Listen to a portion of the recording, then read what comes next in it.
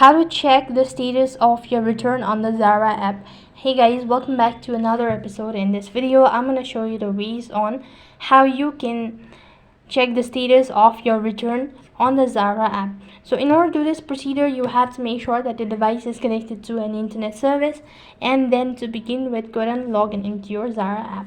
So if you wish to check the status of your return, then what you can do is you could go to your profile, and here you have this return. So here you should be able to see some active return at this time and all that.